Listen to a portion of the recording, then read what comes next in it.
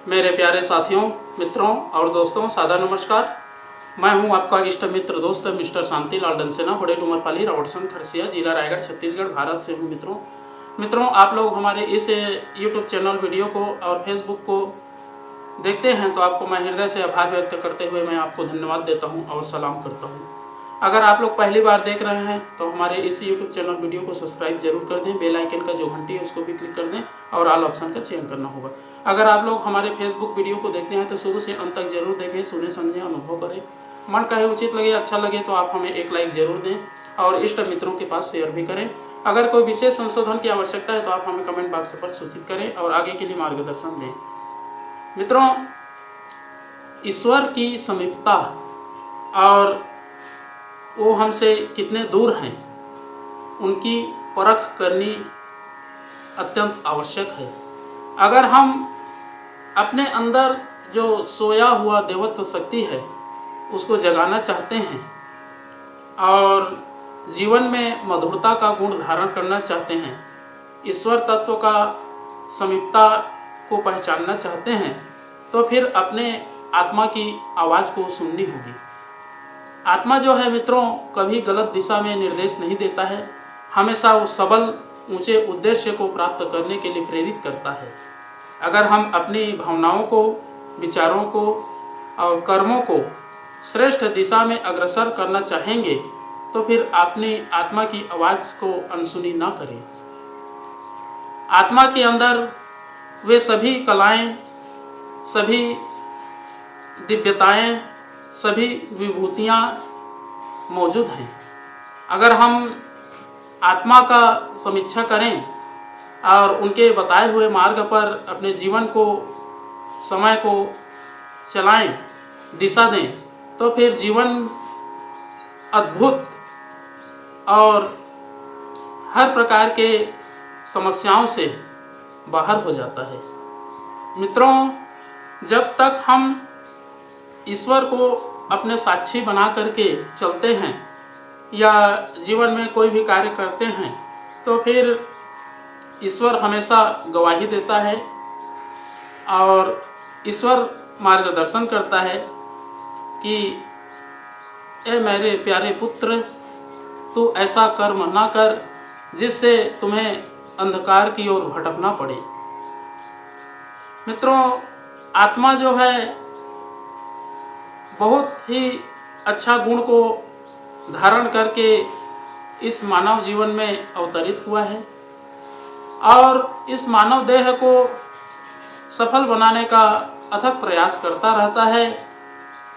किंतु आत्मा के अंदर एक तत्व है जो मन है।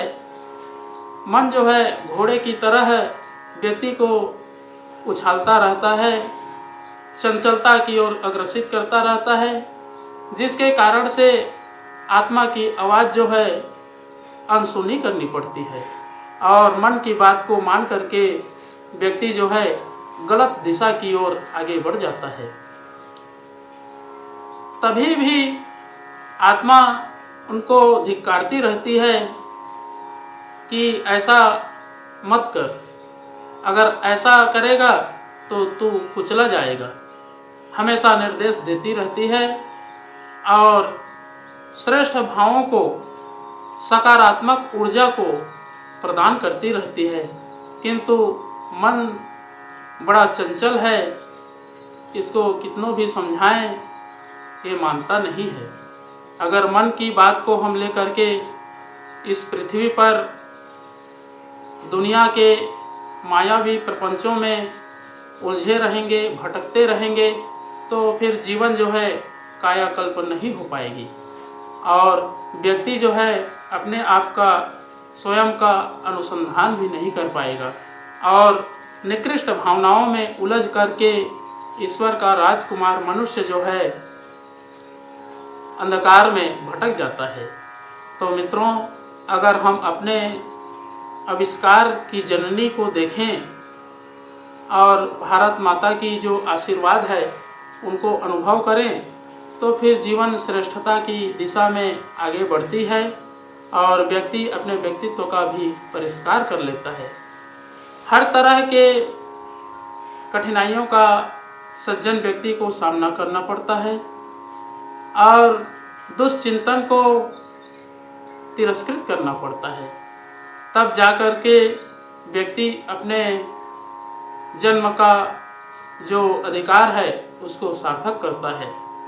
व्यक्ति अपने आप में स्वतंत्र है, किंतु दूसरों के भावों में आकर के बह जाना सबसे बड़ी मूर्खता है। अगर हम अपने विचारों को, अपने कर्मों को, अपने लक्ष्यों को एक निश्चित स्थान पर टिका करके रखेंगे और उसी के अनुरूप अपनी कल्पना को, अपने कर्मों को निर्धारित करेंगे तो निश्चित रूप से वो सफलता मिलती है। बाधाएं विपदाएं आती हैं हवा की तरह और चली जाती हैं। जो व्यक्ति का आत्मा सबल है, मजबूत है, उनका कोई कुछ नहीं बिगाड़ सकता है मित्रों। तो अगर हम अपनी आत्मा को देखें, ईश्वर की समीपता को पहचानें और उसको पहचानने के लिए एक आधार है गायत्री महामंत्र। गायत्री महामंत्र का उच्चारण करते ही शरीर में एक अद्भुत वाइब्रेशन होती है, जिसके आधार पर शरीर में जितने भी दोष, दुर्गुण, दुष्प्रवृत्ति है, दुष्चिंतन है, वो स्वतः ही बाहर हो जाती है। तो आइए मित्रों, एक बार गायत्री महामंत्र और एक बार महामृत्युंजय मंत्र का उच्चारण मेरे साथ साथ में करेंगे।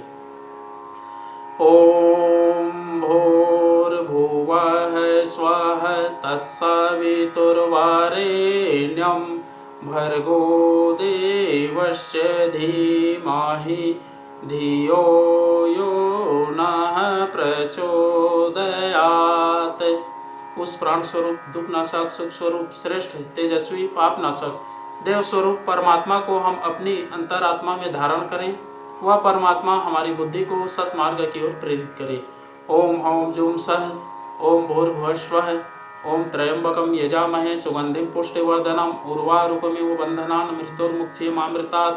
ओम स्वः भुवः भुव, ओम सह जूम हौम। ओम मृत्युंजय महादेव त्राहिमां शरणागतं जन्म मृत्यु जरा व्याधि पीड़ितं कर्म बंधनाय। ओम असंभवं संभव कर्तुम् उद्यतं प्रचंड जंजाविरोध सक्षमं योगस्य निर्माण कृते समुद्यतं परम महाकालमं नमाम्यहम्। ओम अस्तो मा सद्गमय तमसो मा ज्योतिर्गमय मृत्युर्मामृतं गमय।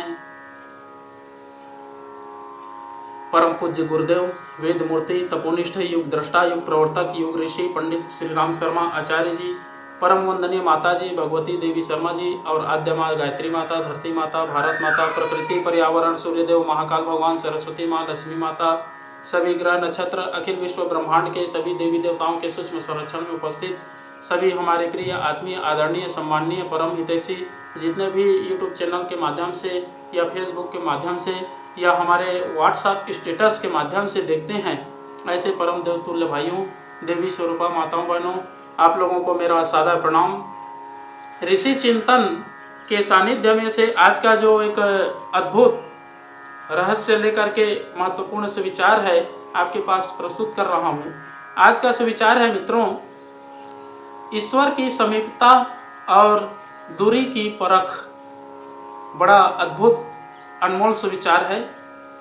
ईश्वर के लोक में रहना, उसके समीप रहना, उस जैसा रूप होना, उसमें समाविष्ट हो जाना, यह चारों ही अवस्थाएं उस स्थिति की ओर संकेत करती हैं जिसमें मनुष्य की भीतरी चेतना और बाहरी क्रिया उतनी उत्कृष्ट बन जाती है जितनी कि ईश्वर की। मित्रों, अपनी चेतना सत्ता को ईश्वरीय चेतना में घुला देने, उसके सदृश बना देने में किसे कितनी सफलता मिली, इसका परिचय उसके चिंतन और कर्तृत्व का स्तर परख कर सहज ही प्राप्त किया जा सकता है।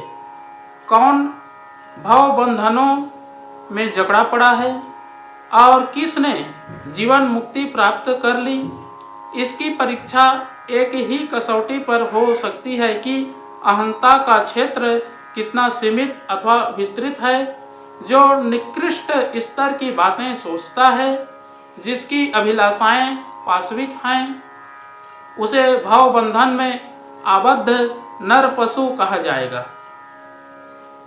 किंतु जिसने अपनी चेतना को परिष्कृत एवं विस्तृत बनाकर सब में अपने को संव्याप्त समझा, उसने देव योनि प्राप्त कर ली, ऐसा समझा जाएगा।